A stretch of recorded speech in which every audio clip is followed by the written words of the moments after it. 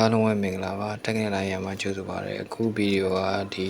safety အကြောင်းရှင်းပြပေးမှာဖြစ်ပါတယ်ကျွန်တော်တို့ construction site တစ်ခုမှာဒီ safety ဘိုင်းကအရင်ကြည့်ပါတယ်ဒီ construction တကယ်တင်းကျပ်တဲ့ construction site တွေတော့ဝင်ပြီဆိုရင်ကျွန်တော်တို့ PPE ပြည့်စုံနဲ့ဝင်ရပါတယ်အဓိကအခြေခံအဖြစ် PPE တွေကတော့ helmet လိုမယ်ဒီ safety pad safety shoe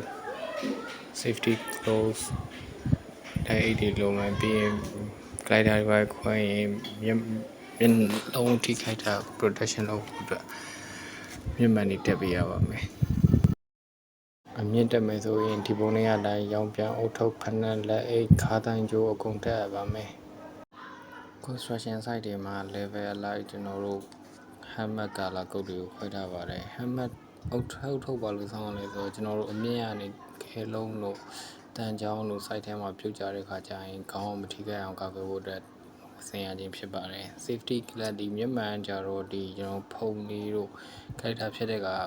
စားနာတွေမဝင်အောင်မျက်လုံးနဲ့မဝင်အောင်အသုံးပြုခြင်းဖြစ် safety ဘက်ကဒီရောင်ပြန်ကညာပိုင်း site ထဲမှာလှုပ်တဲ့အခါဒီကားတို့ရန်ရာတို့ကတော်လာနေတဲ့အခါမှာအလင်းအောင်ပြန်ပြီးတော့လူရှိရဆိုတာသိချအောင်တော့ safety ကြကြဝတ်ဆင်ရခြင်းဖြစ်ပါတယ် safety shoe ကတော့ဒီလေးလံတဲ့ຢာတွေမားတဲ့အခါတို့ဒီအုတ်ခဲတို့တန်ချောင်းတို့ခြေထောက်ပေါ်ပြုတ်ကြရင်ခြေထောက်မထိခိုက်အောင်ကာကွယ်ထား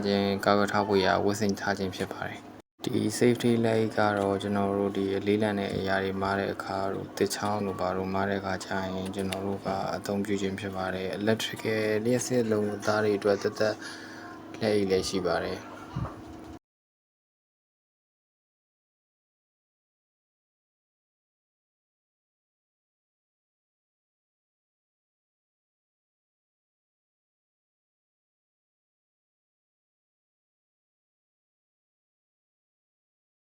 လေကားတက်ဆင်သုံးပြီးတဲ့အခါကျရင်လေကားတွေသုံးပြီးတဲ့အခါကျရင်အောက်ကနေတယောက်လောက်ထိမ့်ပြီးထားရင်ပို့ပြီးတော့ကောင်းပါတယ်ဒီမှာပြုတ်တဲ့ချက်တွေကိုဖော်ပြထားပါတယ်ဒီဟာလေးကအញ្ញမ်း scaffold safety အကြောင်းဖြစ်ပါတယ် scaffold ဆင်တဲ့အခါမှာလည်းရန်တတိထားပါတယ်အကောင်းဆုံးကတော့ PPE ဝတ်ပြီးတော့ site ထဲမှာလုပ်တာအကောင်းဆုံးပါပဲကျွန်တော်တို့တက်တဲ့ line ရမှာဖွင့်လှစ်ထားတဲ့ electrical online course ကိုတက်ချင်နေဆိုရင်တော့ဖုန်းနံပါတ်0942684889ကိုဆက်သွယ်မေးမြန်းတက်ရောက်နိုင်ပါတယ်